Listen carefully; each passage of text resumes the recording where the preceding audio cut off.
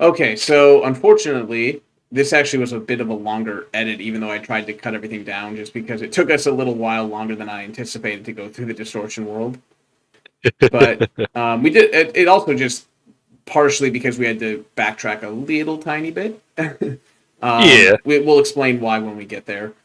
But but yeah, so go and talk to them, yada yada yada. We had to catch a few more Pokemon because we had some encounters this route. Guess I'm pretty sure we just ran off the rappel here. Yeah. yeah. I probably should have edited out this. Yeah, we found Snowrunt, and Koryth made the decision eventually. After we talked about it, but he made the decision to try and roll Snowrunt a second time on Route 2. I want to say 13 was the one we didn't get a Pokemon on before. I think Simply, so. It's 212 or 213. yeah, just so that we could. He wanted another shot at getting a female Snowrunt, like that one that he found after the fact. It's tormenting me. It heard me talking about it. Yeah, and then yeah, this is where I was like, you can just fly, and Oh, we. yep. And then what were we doing here? Oh yes, this is where we went back to try and get the snow run. That's right. That's why I left this in. So we're just gonna quick run through here. I don't think you put the rappel on like you thought you did. Yeah. I opened up my menu to go put it on, Yeah, looked at it, and then went, all right, we did it. right. And then yeah, just kind of oopsied into this trainer because he forgot where he was going. Yeah, it tends to happen. Thought we'd pick up the TM. That we just made it look like we knew what we were doing. That's all. Uh, then he actually opted to explore this cave, which takes not a lot of time, but it did add some more to our, like I said, our time that this ended up going a little longer than I initially thought it would. Run off the rappel, and we got Meditite. No Snowrunt, no female Snowrunt specifically, and thus no Frostlass. But Meditite isn't the end of the world in terms of value, assuming you can get huge power. If you don't get huge power, it's kind of okay, I guess. But then it was off to Veilstone. Or wait, what is it called? I think you're right. The Veilstone Galactic HQ or whatever. Yeah, that's the one. That's what I was thinking of. Yeah, Galactic HQ.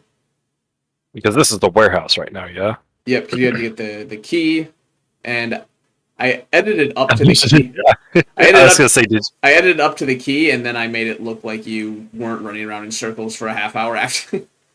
Oh, yes, I ran around in circles for quite a long while.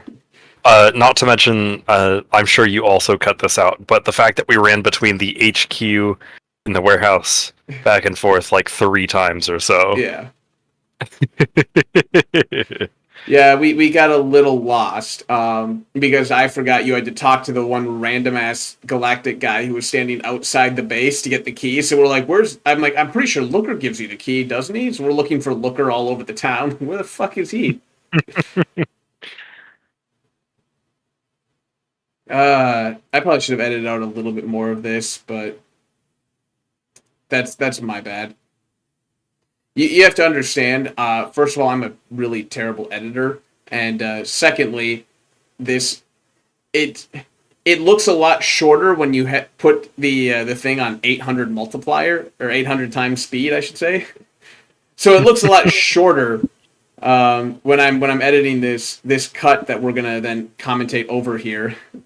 All right, so we get the key, and then we go event. Like I said, it's about a half hour of him running around before we get to the actual main base. But we cut right to the main base here, so I did do that part right.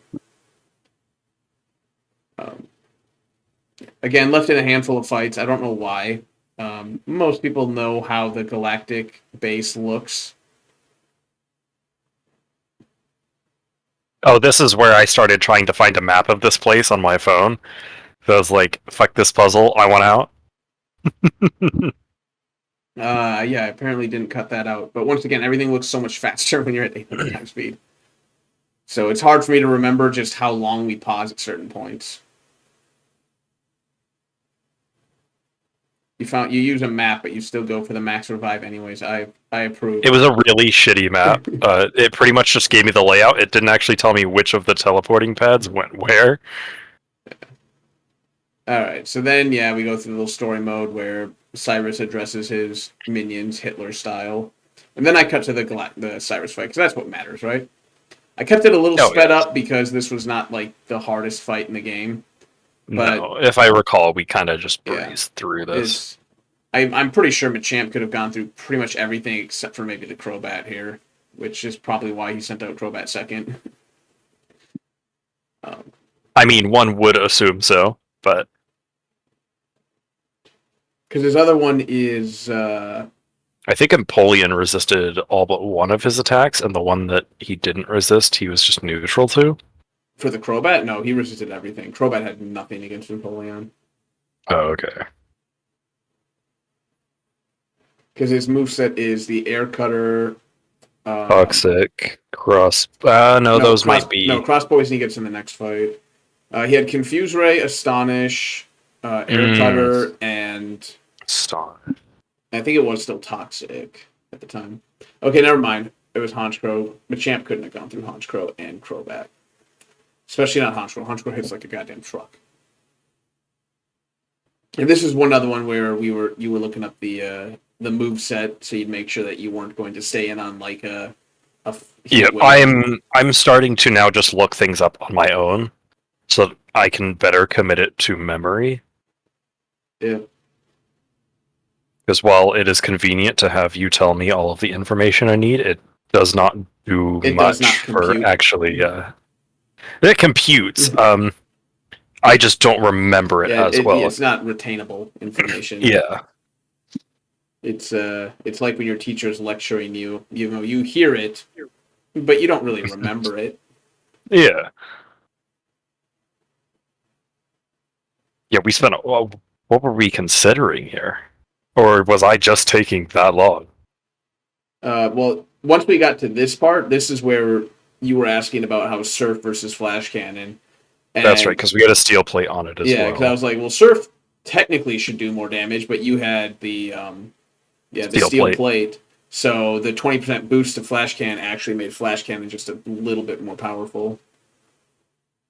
Although, I don't know how long it took me to do the math on that one. I should have just been like, okay, so stab multiplier on both. There's a little bit of math involved, but I guess I did slow this fight down, though, because it's not 800 speed anymore. It's 250, I think. So it's a little bit closer to standard speed. Oh, that's the other thing, is you were scared of the Nightshade, and I was trying to explain to you, like, Nightshade doesn't kill you. It can't kill you, because it can't crit with Nightshade. Yeah. This is a nice play, though. You know the Nightshade's coming, so the switch to a normal type, avoids. Yeah, not to mention, I think his Honchkrow only had physical moves at this point. Yeah, it was only physical at this one, so it's a pretty good switch. Like I said, maybe not necessarily the most necessary switch, but a good switch. So there's nothing to complain about. Yeah. You saw the Nightshade was coming, so you switched to a normal type. Like I said, you dodge the Nightshade, you get the Intimidate off for free. It's just like a very good switch overall. I mean, there's things like that I see, and then there's other things that I don't see. Yeah, so this is where we also were looking around online, like, hey, is this considered a new section? Is this like Mount Coronet Summit? Turns out it's not. So no new encounter. I also think that part of this is me just not being able to see cave openings. Yeah. Well, he's picking up items. You don't have to tell them that. You were just treasure hunting. Yes, this is great. Oh, I didn't keep it in though. But like you saw him dodge a handful of these trainers, and then like I said, we end up leaving here. We have to do some team building. But he comes back and he basically just like walks by all these trainers that he initially dodged, thinking he had fought them. So everyone he dodged, he had to go back and fight anyways, just by accident. That's unfortunate, but it happens. And this is again where he doesn't see the cave, so he's running around trying to find where to go next. Where the fuck do I go from here? This is also very clever as he tries so hard to dodge these guys. It's just a completely flat terrain between me. He always goes as far away as possible. Like maybe they didn't give this one max vision. Maybe they didn't give this one max vision. I can hope. Every now and then I'm right. Very infrequently, but every now and then.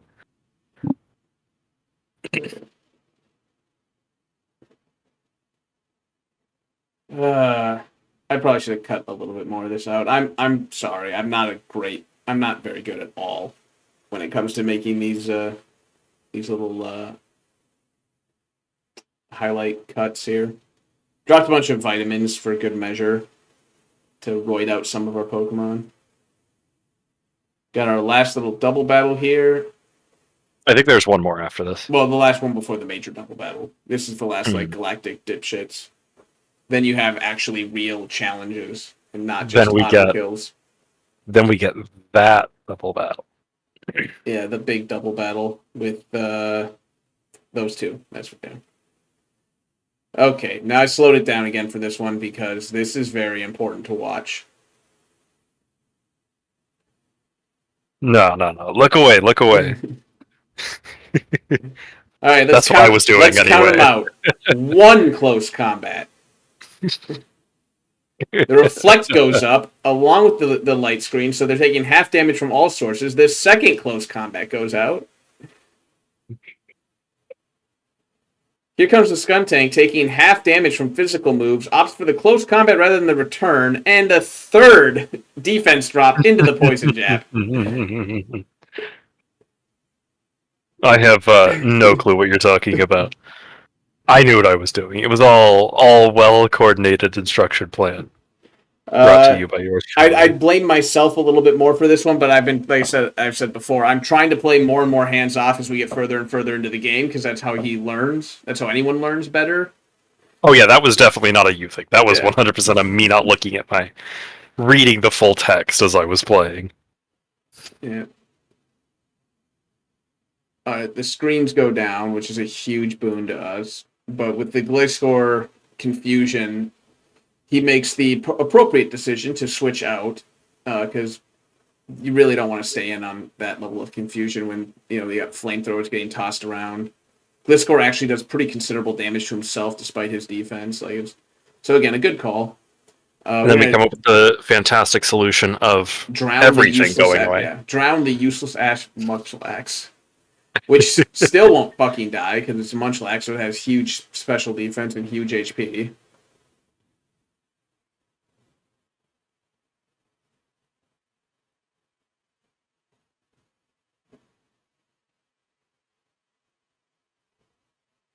But then it dies. And we actually get a useful ally.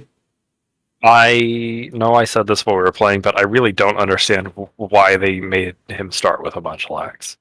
Or even use a Munchlax at all. Well, because they want him to have a Snorlax later, which is actually a really good Pokemon.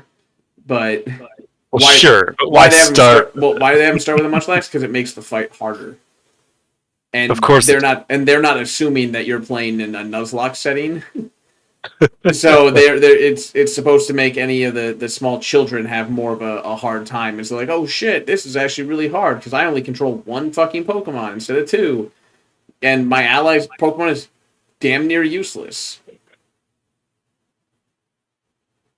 I will say, as painful as it was to navigate this, I did rather enjoy a lot of what they did with the distortion world. Yeah, it is a was a well received part of the game in general. There are definitely some complaints to be had with it, but for the most part, from my understanding, it was a relatively well received little puzzle. Not like again, it's a little bit here and there, but I think the overall was in favor of it. I largely just like the shifted viewpoint. I don't think that's something that Pokemon does often, and it would be kind of nice to see more of. Although it is especially here. You say that until you play Generation 6, and then you're going to be pissed off at the constant fucking shifting. Oh. I don't know if it's Generation 6, the ORAS that we're going to be playing later, but the Generation 6, what the hell's it called? Oh yes, this The was X and me Y. not paying attention the first time, Yeah, and not realizing I had to push boulders. yeah. Yeah, the X and Y one. Is the first time they really like. Technically, even in black and white, there was some camera shifting that would help to shift perspective a little bit.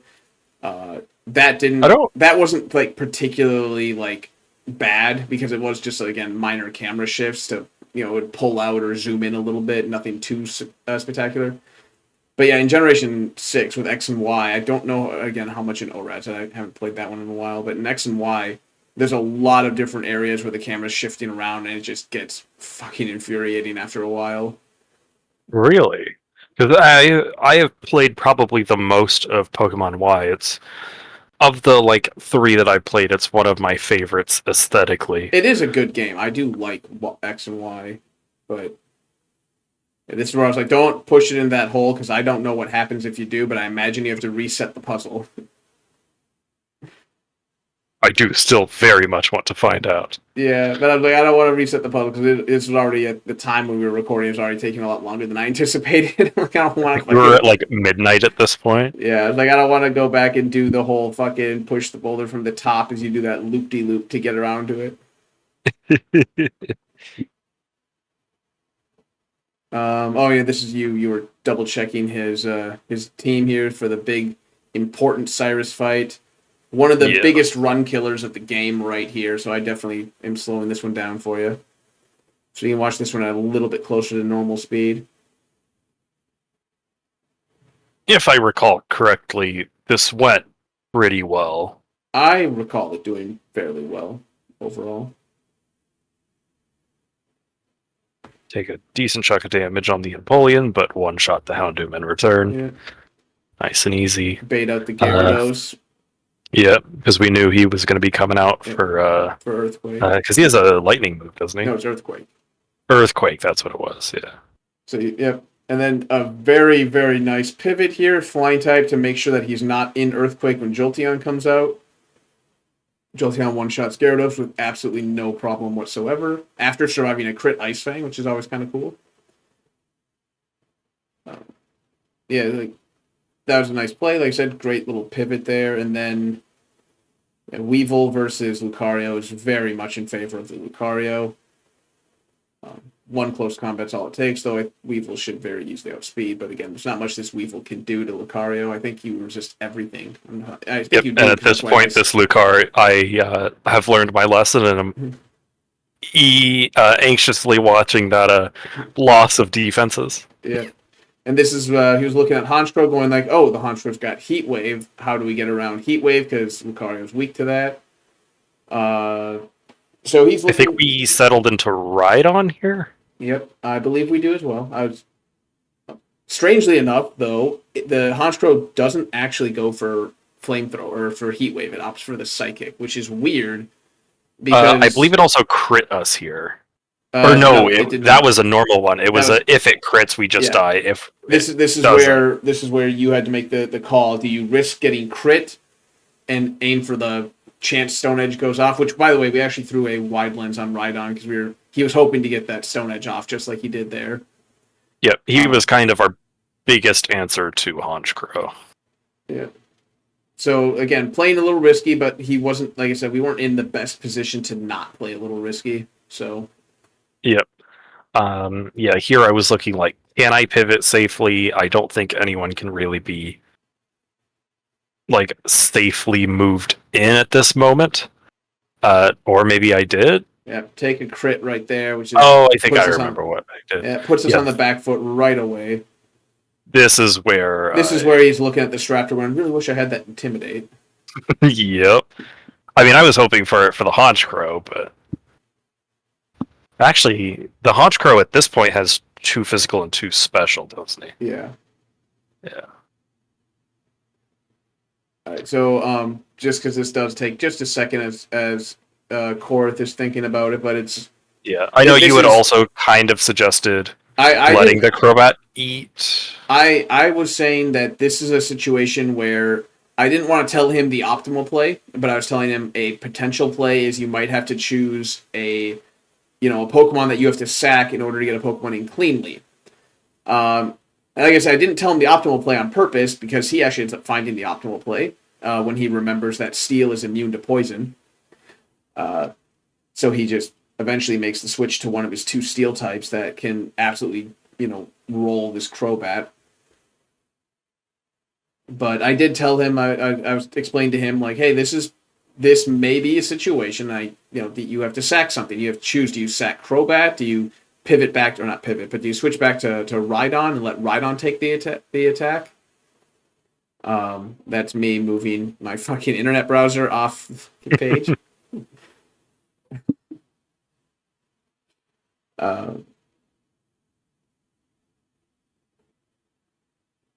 So, I opened Discord here by accident. I forgot about that. By open Discord, I should say, I unminimized it. Then I noticed, like, oh yeah, oops, no one wants to watch Discord. Mistakes were made.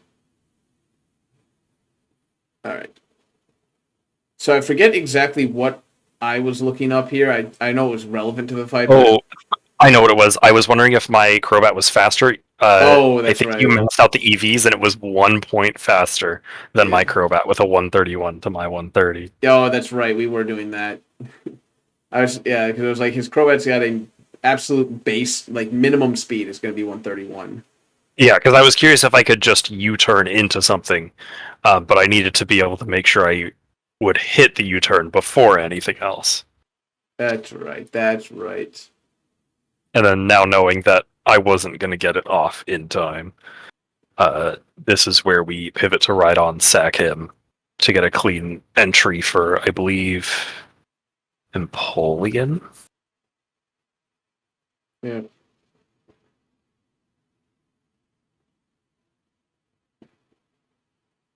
So I think the only reason I kind of broke my rule of, like, I'm trying not to help him too much is because this was the first time outside of that Rorik fight where we really had to consider how to, what kind of like sacking is, when to sack, how to sack type of a thing. Because the Rorik fight, we talked about that with the Psyduck. Like, okay, you have an entire team of underleveled Pokemon and only one that can save the day. Psyduck has to come in so the one that can save the day can come in safely. But this was another situation, like I said, kind of broke off from the don't help him to, like, let's explain, like, a Pokemon assessment, like looking at the team, which are the Pokemon that you can give up, which are not going to be useful later. And like, he made the right calls. Like, Rhydon is kind of served the only purpose that he's ever going to serve, which is deal with the Honchkrow. And he got us up the mountain. Yeah. Not the only one who could do that, but one of the options we had to do that. So then we get to the Giratina fight. Yep, this is me looking at stats. I definitely very much just wanted to kill it. Just to say I did, and kind of a fuck you, but